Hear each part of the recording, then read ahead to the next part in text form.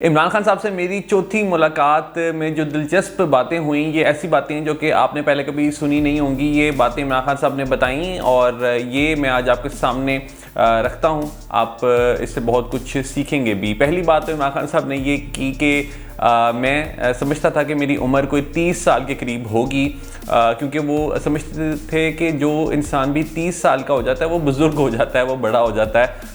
मगर वो कहते हैं कि जिस तरह मेरी उम्र बढ़ती गई तो मैंने ये रियलाइज़ किया कि मेरे 20s तो बहुत ही खूबसूरत गुजरे हैं। और उन्होंने जब अब पीछे मुड़ के देखा है तो जब भी वो उन क्रिकेटर्स को देखते हैं जो कि उनके साथ क्रिकेट खेला करते थे, तो उन्होंने कहा कि क्योंकि उनकी ज़िंदगी में चैलेंजेस नहीं थे इसलिए वो क्रिकेटर्स वहीं पर स्टक रहे।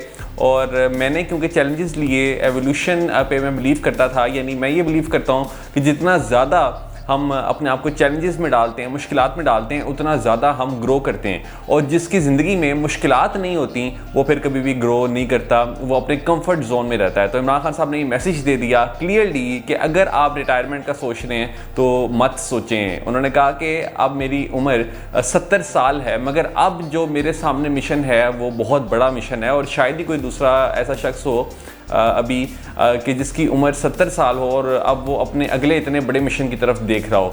तो उन्होंने कहा कि मैंने पाकिस्तान को हकीकी आज़ादी इंशाल्लाह दिलानी है। सो ये जज्बा आप देख लें इमरान खान साहब का कितना खूबसूरत है। इससे हम बहुत कुछ सीख सकते हैं कि एक तो अगर हम अपने हाथ को इसी तरह रखें तो ये जाम हो जाएगा, हमारा मसल काम करना बंद हो जाएगा।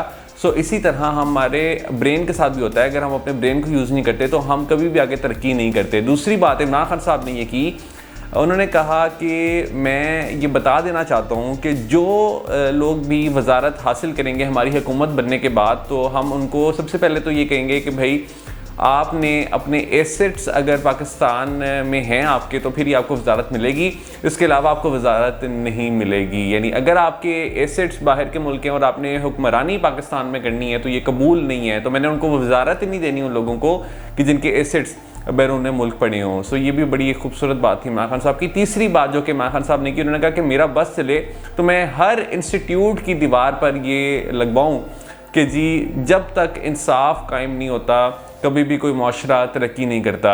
ये भी बड़ी ज़बरदस्त बात इमरान खान साहब ने की। उन्होंने कहा कि इंसाफ की बुनियाद पर ही सोसाइटीज़ तरक्की करती हैं और जहाँ पर गरीब के लिए एक डिफरेंट लॉ है और अमीर के लिए डिफरेंट लॉ है, वहाँ पर कभी भी आप जस्टिफिकेशन नहीं दे सकते। आप वहाँ पर कभी भी ये नहीं कह सकते कि ये माशरा असूली तौर पर तरक्की कर रहा है।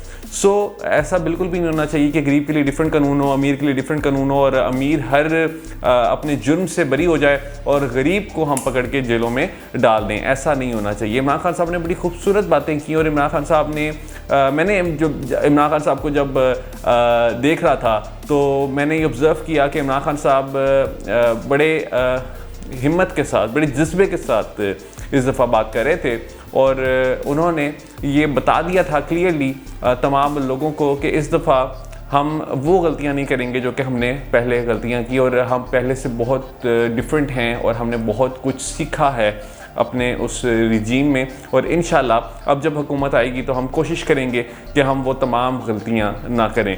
इमरान खान साहब से आप लाख इख्तिलाफ़ात करें मगर आप इस चीज़ को मानेंगे कि अभी करंटली जो बेहतरीन लीडर हैं पाकिस्तान में वो इमरान खान साहब हैं। और अगर आपने इमरान खान साहब की मकबूलियत में कमी देखनी है तो आपको इमरान खान साहब से बेहतर लीडर पाकिस्तान में लाना पड़ेगा। इसके सिवा कोई और चारा नहीं है, क्योंकि अवाम जो इमरान खान साहब के मुखालिफ लोग हैं उनको एक्सेप्ट करने के लिए बिल्कुल भी तैयार नहीं हैं।